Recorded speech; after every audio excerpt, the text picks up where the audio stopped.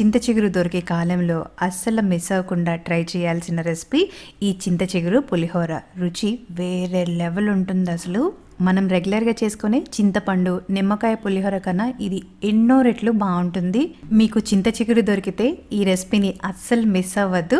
మరి ఇది చేసుకోవటానికి కొద్దిగా నూనెలో ఆవాలు, జీలకర్ర, మెంతులు, మిరియాలు వేసి వేయించుకోవాలి. తర్వాత నువ్వులు, కొన్ని ఎండుమిరపకాయలని వేసి ఇవి కూడా వేగాక చింత చిగురుని వేసి చక్కగా వేయించుకొని పూర్తిగా చల్లారాక మెత్తని పేస్ట్లా గ్రైండ్ చేసుకోవాలి.